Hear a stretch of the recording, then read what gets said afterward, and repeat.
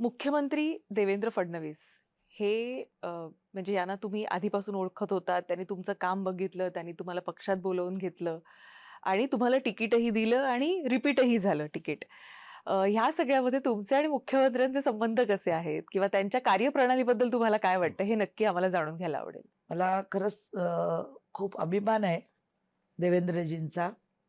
महाराष्ट्राला इतके चांगले मुख्यमंत्री लाभलेले आहेत. लोकं त्यांना कामं करून देत नाही विरोधक. मुद्दाम अपप्रचार करणं, सोशल मीडिया वापरणं. पण मी तुम्हाला खरंच सांगू का देवेंद्रजी मला माझ्या मुलासारखे वाटतात हो. आणि त्यांनी मला नेहमी आईसारखा सन्मान दिलाय.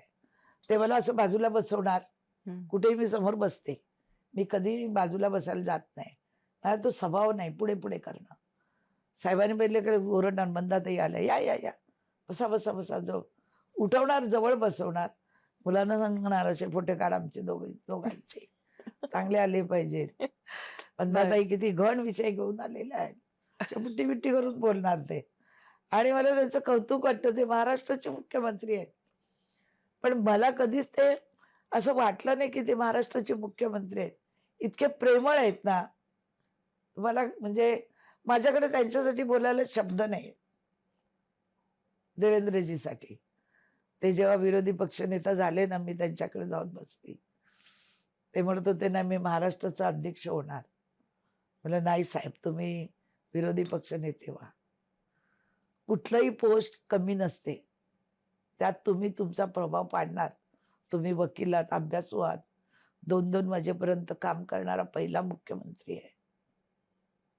आणि सगळ्या जाती, धर्माचे, सगळ्या संस्थाचे, सगळ्या पंथाचे, सगळ्या देव धर्माचे विचार करणारे, सगळ्या ह्याच्यावर उत्तर देऊन सभागृह एकटेच देवेंद्रजी हँडल करतात. खरं. कोण जर राज्यमंत्री बोलू शकला नाही, तर लगेच देवेंद्रजी उठून त्याचं उत्तर देतात. इतका अभ्यास, इतका हुशार. मी त्यांना सांगितलं, "साहेब, एक दिवस जातो, एक दिवस येतो.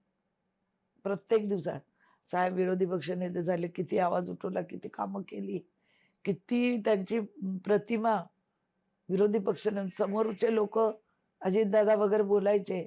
शेवटी अजितदादा पण इकडे आले. साहेब पुन्हा मुख्यमंत्री झाले.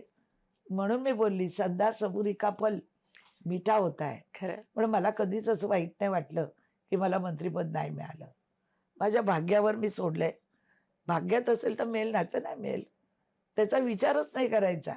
आनंदी राहायचं. कधीही तुम्ही देवेंद्रजींची मुलाखत घेताना विचारा, "मंदाताईंनी तुमच्याकडे काय मागितलं का?"